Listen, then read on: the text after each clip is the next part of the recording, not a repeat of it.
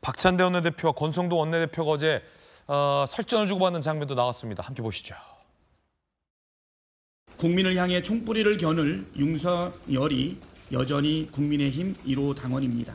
윤석열을 국민의힘은 징계함으로써 최소한의 책임을 지는 태도를 보이길 바랍니다. 지금 이 자리에서 현직 대통령의 이름을 대통령이라는 석자를 붙이기를 그렇게 인색하는 민주당을 보면서 상대당에 대한 존중이 있는지 참 의문스럽습니다.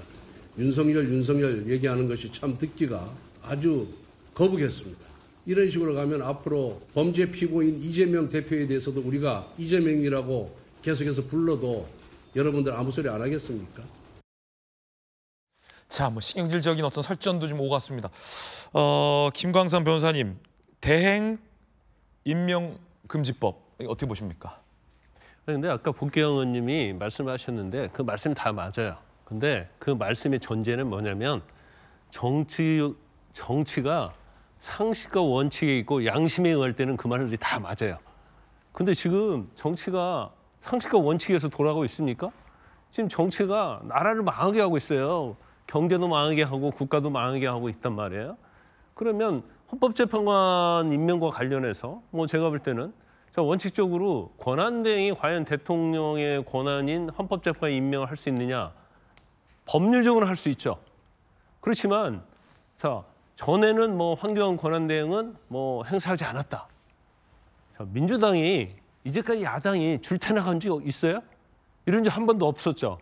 민주당도 안 했어야죠. 근데 무도하게 하고 있잖아요. 아주 이게 우리가 상식의 선을 넘는 범위에서 계속 하고 있는데 이걸 국민의힘이랄지 정부에서 당하고만 있을 수는 없죠. 저쪽이 무도하게 하면 똑같이 무도하게 하면 안 돼요. 하지만 어느 정도 대응을 해야 하는 거 아닙니까? 그 무도함에 넘어질 수 없고 망할 수는 없어요. 붕괴될 수는 없어요. 그러면 법적으로 문제가 없는 범위 내에서는 당연히 할 수 있는 거예요. 헌법의 재판관의 임기를 연장하겠다. 6년이잖아요. 헌법에 임기 연장 조항이 있어야죠. 근데 이걸 또 해석을 해가지고 법률적으로 할 수 있다. 이게 다수설에 또 그렇게 얘기할 겁니다. 그리고 지금 권한대행은 임명하지 못하도록 한다? 그러면 저 법이 없으면 권한대행 임명할 수 있는 거란 걸 전제로 하는 거 아닙니까? 그럼 민주당이 자백한 거예요. 권한대행이 헌법재판관을 임명할 수 있다는 걸 스스로 자백했다고 볼 수밖에 없어요. 왜냐하면 임명 못하는데 법을 만들 필요가 없는 거지 않습니까?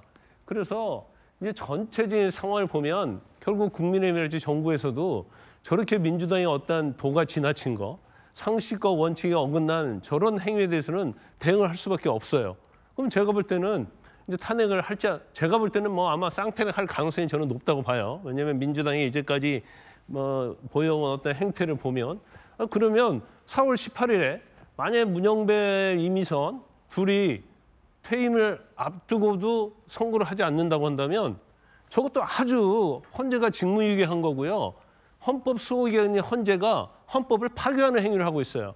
자기 어떤 이념적 성향이랄지 자기의 주장에 의해서 개인적 성향에 의해서 지금 교착상 때문에 교착상대로 선고하면 되는 거죠. 근데 왜 이걸 시간을 끄는 거예요? 왜? 기각이 나오면 안 되니까? 말이 안 되는 거예요. 그러면 4월 18일 넘긴다고 하면 제가 볼 때는 쌍탄핵 된다 하더라도 후임자가 40여 임명하고요. 그다음에 대통령 권한대행이 할 수 있는 헌법재판관 2명을 임명을 해야 돼요. 셋 다 임명하라. 그래야지 민주당을 견제할 수 있죠. 그렇지 않으면 이 세상이 완전 혼란 속에 빠지는 거예요. 그 얘기, 왜 헌재는 선고를 안 할까? 지금 헌재가 선고를 안 함에 따라서 이 모든 얘기들과 충돌이 발생되고 있는 겁니다. 헌재가 선고를 하면 돼요. 오늘이라도. 왜냐하면 시간은 충분히 헌재에게 줬으니까요. 오늘이라도 선고일을 지정하고 이번 주에라도 헌재가 선고를 하면 됩니다. 기각이면 기각인 대로, 인용이면 인용인 대로 선고를 하면 되는 거죠. 한 주 더 끈다고 결론이 뒤바뀔 거라고 예상하는 법조계는 많지 않은 것 같습니다.